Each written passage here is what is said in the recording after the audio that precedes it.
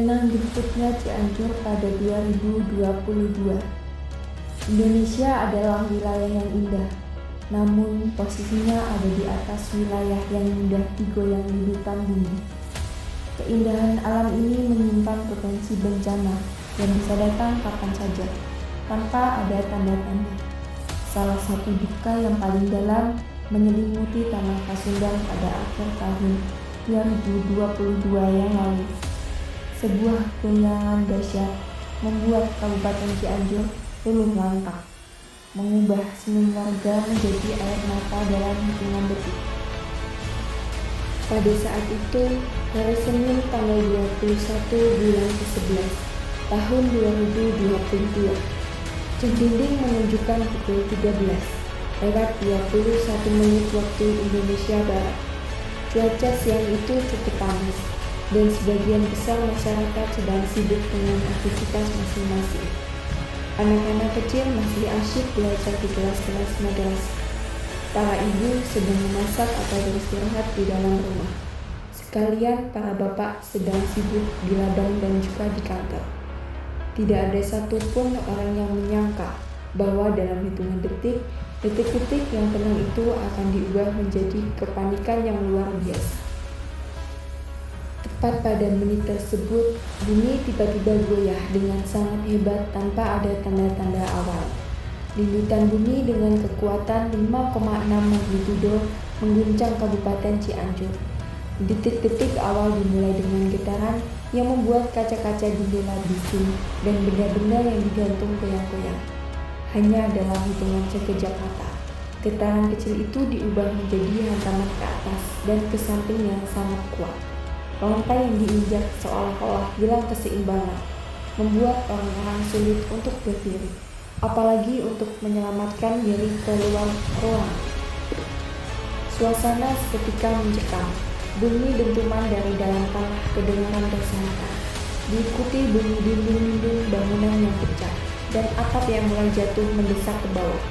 Meskipun skalanya tidak seberapa jika dibanding goyangan di dalam laut, pusat goyangan ini ada di darat dengan kedalaman yang sangat dangkal, hanya sekitar 10 kilo saja.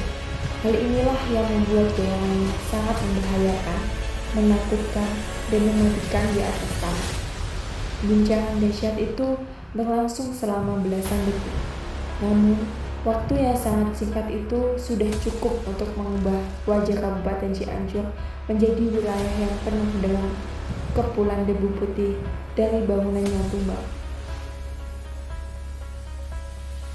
Kejadian ini membuat dampak yang begitu hebat.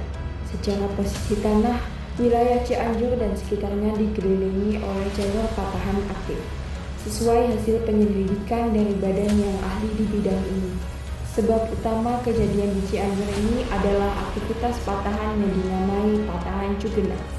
Patahan ini adalah sebuah jalur aktif yang baru diketahui secara pasti, justru setelah kejadian yang menyedihkan ini selesai. Indahnya posisi tanah yang melepaskan tenaga secara mendadak di jalur patahan inilah yang memicu goyangan ke atas dan ke samping yang sangat kuat, menjatuhkan apapun yang stop di atasnya. Akibat dari dekatnya pusat goyangan dengan tempat tinggal warga menjadi sangat rapat. Banyak rumah, fasilitas umum, sekolah, dan tempat ibadah muslim seketika menjadi puing-puing. Bentuk bangunan warga yang belum aman dari goyangan menjadi sebab utama banyaknya jiwa yang terjebak dan tertimbun. Kejadian yang memilukan ini memakan jiwa yang hilang sangat banyak, mencapai lebih dari 600 jiwa yang meninggal dunia, di mana sebagian besar diantaranya adalah anak-anak yang sedang mengaji di dalam ruangan. Selain itu, belasan ribu orang mengalami luka-luka dan lebih dari 100.000 warga terpaksa mengungsi karena kehilangan tempat tinggal mereka. Cianjur berduka dan seluruh Indonesia menangis bersama mereka. Bencana telah selesai, namun pelajaran yang sangat berharga harus kita bayar dengan mahal. Kita sadar bahwa kita tidak bisa mencegah datangnya lindutan bumi, tetapi kita bisa mengurangi dampak kesusahannya. Ada beberapa jalan keluar yang harus kita lakukan bersama mulai saat ini. Yang pertama, dengan wilayah dan pembuatan bangunan harus aman dari goyangan.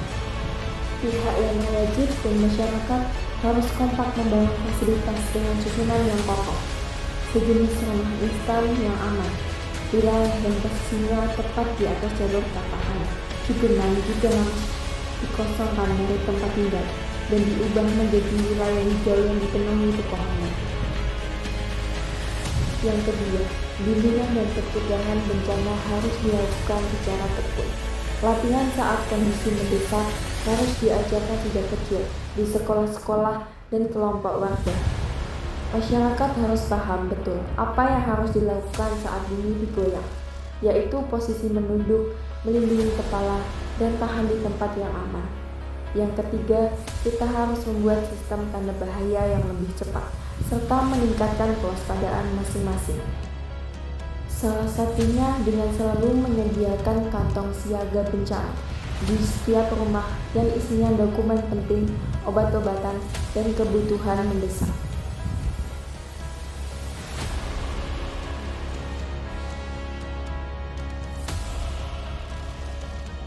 Kejadian Cianjur 2022 adalah pengingat yang nyata bagi kita semua bahwa kita hidup berdampingan dengan potensi alam yang dinamis.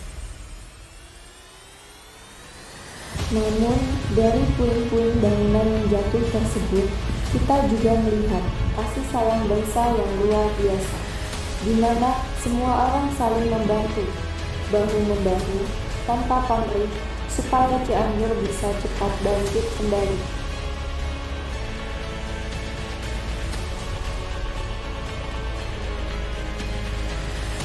Kita patut mencontoh kepedulian sesama yang tidak padam dalam kondisi sulit apapun.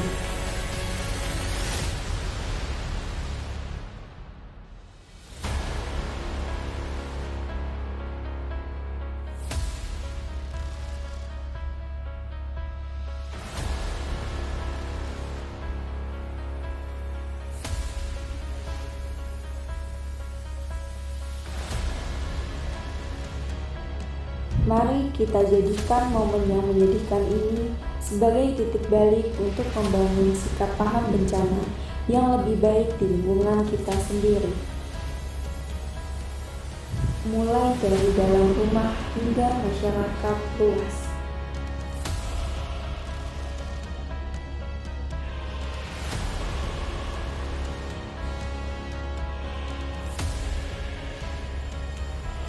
Kita harus selalu ingat bahwa ingatan akan kejadian ini bukan untuk membuat kita takut,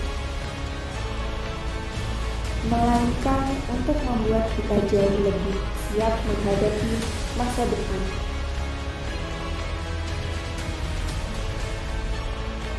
Karena sebetulnya bukan goyangan buminya yang membahayakan kita, melainkan ketidaksiapan kita dalam menghadapinya. Langkah kecil yang kita lakukan hari ini untuk bersiap akan menyelamatkan banyak jiwa di kemudian hari.